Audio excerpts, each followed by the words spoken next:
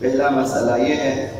کہ کثیر الشک، اگر نماز کے کسی جز کے بجا لانے میں شک کرے تو لازم ہے کہ اسے بجا لانے پر بنا رکھے۔ کسی جز کے بجا لانے یا نہ لانے میں شک ہے، کثیر الشک ہے وہ، لہذا اسے بنا رکھنا چاہیے، بنا انجام دے دیا۔ مثلا شک کیا کہ رکوع کیا ہے یا نہیں کیا، شک کی حالت میں اسے چاہیے، یعنی واجب ہے، فتویٰ ہے کہ وہ بنا رکھے کہ میں نے رکوع کیا ہے، اگرچہ وہ محل میں موجود ہو، یعنی ایسے مقام پر ہے کہ ابھی رکوع کر سکتا ہے، مثلا ابھی دوسرے سجدے میں داخل نہیں ہوا، جب تک دوسرے سجدے میں داخل نہ ہو اس وقت تک گنجائش ہے کہ آپ واپس جا کے رکوع کر سکتے ہیں، اس کو کہتے ہیں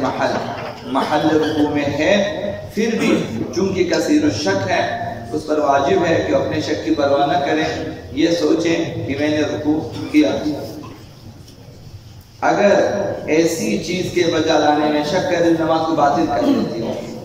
مثلا شک کرے کہ نماز فجر میں نے 2 رکعتیں پڑھی تھی، چونکہ اگر 3 رکعتیں پڑھی تو نماز باطل ہو جاتی ہے، اس طرح سے اس نے شک کیا، یہ شک ہے جو ایک طرف ہے اس سے نماز باطل ہو جاتی ہے، تو لہٰذا وہ بنا رکھیں کہ میں نے 3 رکعتیں نہیں پڑھی ہیں، میں نے 2 رکعتیں پڑھی، یعنی جس طرح نماز صحیح ہو جاتی ہے اس طرح بنا رکھنا چاہیے۔ یہ حکم شریعت ہے شکار افراد کے لیے، زیادہ شک کرنے والے افراد کے لیے۔ کسی جز کے بجا لانے یا نہ لانے میں شک کرے تو بنا رکھے بجا لایا، اگر شک کے ایک طرف نماز باطل ہو جاتی ہے تو اس طرف بنا نہ رکھیں، جس طرف نماز صحیح ہے اس طرف بنا رکھیں۔ دوسرا مسئلہ، اگر ایسی چیز کے بجا لانے کے بارے میں شک کرے جس سے نماز باطل نہیں ہوتی ہے تو بنا رکھے کہ میں نے بجا لایا ہے، جیسے کہ رکوع کے بارے میں، سجدے کے بارے میں، اور اگر نماز باطل ہو جاتی ہو تو بنا رکھے کہ میں نے انجام نہیں دیا ہے۔ یہ قاعدہ ہے کثیر الشک افراد کے لیے۔ کثیر الشک وہی ہے جو 3 نمازوں میں مسلسل جو ہے شک کرے، پھر 3 نمازوں میں ایک میں شک کرے، پھر 4تھی مرتبہ میں وہ کثیر الشک ہے۔ تو کثیر الشک کے لیے آسانی یہ ہے کہ وہ اپنے شک کی پرواہ نہ کرے، نماز کو صحیح ہونے کی طرف جو ہے وہ بنا رکھتے ہوئے آگے جائیں تاکہ اس کی نماز درست ہو اور شک اس کا ختم ہو جائے۔ یہ جو اطاعت خداوند متعال ہے، اور نماز ان میں مہم ترین چیز ہے۔ مثلا فروع دین الا ماشاءاللہ ہے کہ تمام احکامات و قوانین شریعت کو فروع دین کہتے ہیں، کہ یہ الا ماشاءاللہ بہت زیادہ ہے کہ ہم لوگ نہ گن سکتے ہیں نہ۔ ان میں مہم ترین جو بچوں کو سکھاتے ہیں کہ 10 فروع دین ہے، مہم ترین پر اہمیت ترین فروع دین میں 10، اس میں بھی سر فہرست نماز ہے، یعنی اطاعت خدا، جو کل شرعی قوانین اطاعت خدا ہے اسلام نماز، اس میں بھی سر فہرست نماز ہے، تو لہذا نماز میں دقت کرنی چاہیے۔ نماز میں توضیح مسائل کو بارہا پڑھیں، نماز کے مسائل، اسی طرح سے وضو غسل طہارت وغیرہ کے مسائل، شرائط نماز کے مسائل، تاکہ نماز میں کوئی کوتاہی غلطی نہ رہے، یہ واجب ہے۔ اپنی قرآت کو حتماً کسی بھی جو ہے قاری سے، کسی جاننے والے سے چیک کرائیں کہ بھئی میرے قرآت درست ہے یا نہیں، سورہ احمد پڑھ کے سنائیں کہ بھئی یہ درست ہے یا یہ شرعی وظیفہ ہے، یہ اطاعت خدا ہے اور واجب ہے کہ ایسا کرے۔ اور اپنے اذکار نماز کو، اپنے وضو کو چیک کرائیں ضرور کہ بھئی میرا وضو ٹھیک ہے یا نہیں ہے۔ یہ جو قوانین شریعت ہے، جس کو ہم احکام شریعت کہتے ہیں، یہ بہترین اعمال ہیں، بہترین اعمال جو ہم انجام دے دیتے ہیں، چونکہ خداوند متعال بہترین کے سوا کسی اور چیز کا حکم نہیں دیتا۔ خداوند متعال نے سورہ النحل آیت 90 اس میں فرمایا کہ ان اللہ یأمر بالعدل والاحسان، خداوند متعال عدل کا حکم دیتے ہیں، ہر وہ کام جو انصاف پر مبنی ہو، اور احسان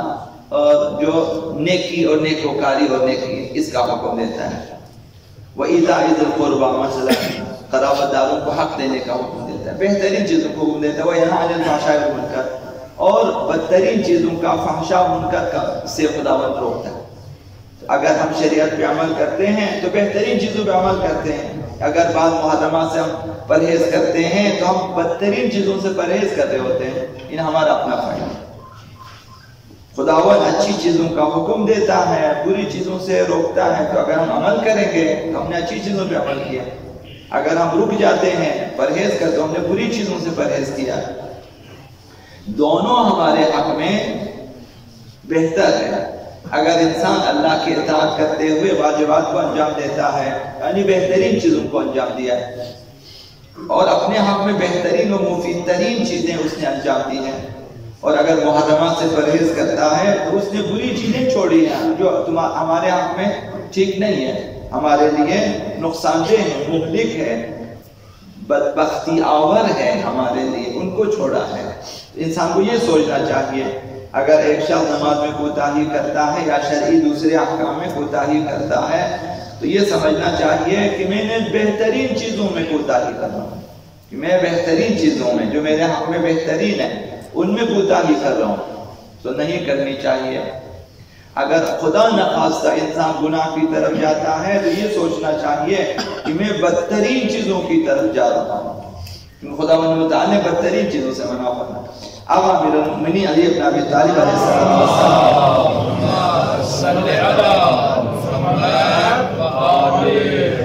نہج البلاغہ میں آقا امام حسن مجتبیٰ علیہ السلام سے وصیت کی، اور اس وصیت میں فرمایا فَإِنَّهُ لَمْ يَأْمُرُكَ إِلَّا بِحَسَنٍ،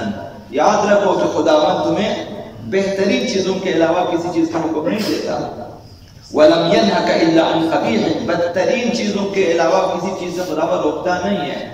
وہ جو بدترین ان سے روکا ہوا ہے۔ آقا امام حسن نے وصیت فرمایا، تو لہٰذا ہمیں نہیں سوچنا چاہیے کہ ہماری اطاعت سے خداوند متعال کے جاہ و جلال میں، ملوکیت میں، سلطنت میں اضافہ ہو، ایسا نہیں ہوتا۔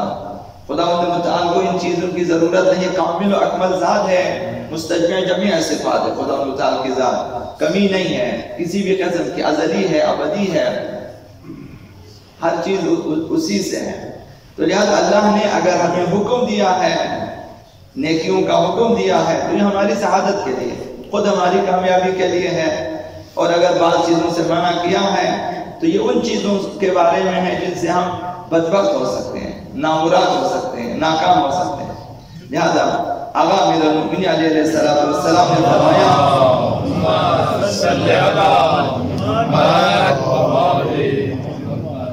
کہ خداوند متعال فرماتا ہے، حدیث قدسی آقا امیر المؤمنین نے فرمایا، خداوند متعال فرمایا یا عبادی اطیعونی فیما امرتکم، اے میرے بندو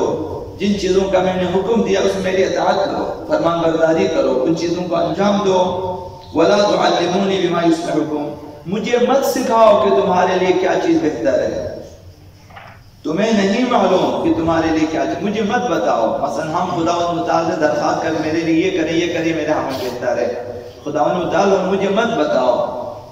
ولا تعلمونی بما یصلحکم، تمہاری اصلاح، تمہاری بلائی کس چیز میں ہے یہ مجھے مت سکھاؤ، فإنی اعلم بہ، کیونکہ مجھے تم سے زیادہ بہتر پتا ہے اس چیزوں کے بارے میں، تمہاری مصلحت کا مجھے بہتر پتا ہے، ولا ادخل علیکم بمصالحکم، جن چیزوں میں تمہاری بلائی ہے ان کے سلسلے میں بخل بھی نہیں کرتا، میں کنجوسی بھی نہیں کرتا، لہذا میرے اوپر بھروسہ کریں،